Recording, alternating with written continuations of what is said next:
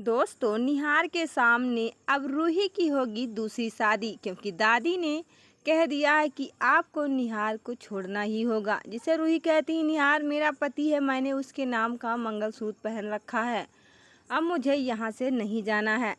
तब तक क्या होता है, लाल किशोर आ जाते और कहते हैं ये तुम्हारा पति है, आखिर में आप इससे शादी करोगी।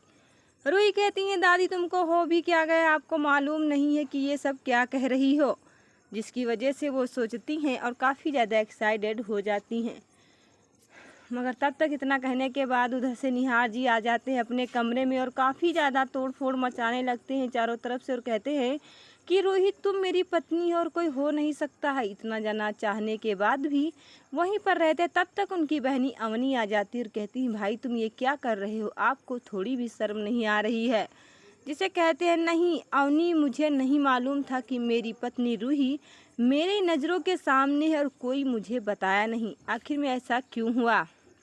इतना कहने के बाद दादी सोनी पूरा परिवार एक साथ बैठा हुआ होता है, फिर भी एक दूसरे से बातें हो रही होती हैं, मगर निहार तक वो बात नहीं पहुंचती हैं और कहती हैं कि मैं क्या भी करूं। इतना कहने के बाद घर वाले काफ़ी ज़्यादा हैप्पी हो जाते हैं जब रूही ये कह लेती हैं कि मुझे निहार के पास नहीं जाना और निहार से मैं दूर रहूँगी। निहार मेरा पति नहीं है, वो तो हमें मालूम था। इतना कहने के बाद दादी कहती हैं, अगर आपको अच्छी तरीके से रहना है तो आप घर में रहो, वरना मेरे घर से निकल जाओ। दादी रूही का हाथ पकड़ लेती हैं और गेट के पास ले जाती हैं और कहती हैं, आपको यहाँ से जाना होगा। मगर वो निर्णय ले चुकी होती, कहती नहीं। तब तक वो मंगलसूत्र निकाल कर अपने हाथों में रख लेती हैं और जाती हैं खाटू श्याम के पास और कहती हैं, खाटू श्याम तुम मेरे पति को बचा के रखना, मैं सिर्फ और सिर्फ निहार जी की पत्नी हूँ और किसी की नहीं हो सकती हूँ।